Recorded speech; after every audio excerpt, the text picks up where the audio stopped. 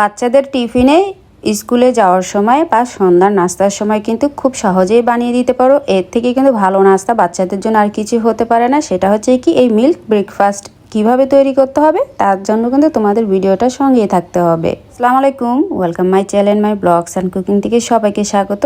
আমার চ্যানেলটাকে ভালোবেসে কিন্তু তোমরা অবশ্যই লাইক কমেন্ট এবং সাবস্ক্রাইব করে দিয়ে যেতে কিন্তু ভুলো না। আমি এই বাটিতে 2 টেবিল চামচ মিল্ক পাউডার নিয়েছি এবং 1 চামচ পরিমাণে আমি চিনি নিয়েছি, কারণ চিনিটা বেশি দিব না, এতে কিন্তু মিষ্টিটা তাহলে কিন্তু অনেক বেশি হয়ে যাবে। চিনি ও দুধটা একটু ভালো করে মিক্সড করে নিলাম পানি দিয়ে, হালকা গরম কুসুম পানি যেটা ছিল ওইটাই দিয়েছি এবং তারপরে কিন্তু আমি ফ্রাই প্যানটা চুলায় দিয়েছি এবং সামান্য পরিমাণে কিন্তু একটু তেলও দিয়েছি। ফ্রাই প্যানটা গরম হয়ে যাওয়ার পরে আমি কিন্তু এই যে মিল্ক যেটা আছে না, গোলানো যে দুধটা, এটার ভিতরে যে ব্রেডটা দিয়ে আলতো করে আমি কি করলাম একটু এপিট ওপিট করে একটু চুবিয়ে নিলাম। বেশি চুবাবো না, এতে করে কিন্তু নাহলে কিন্তু পাউরুটিটা কিন্তু খুবই নরম হয়ে যাবে, তখন কিন্তু ভাজতে একটু অসুবিধা হবে।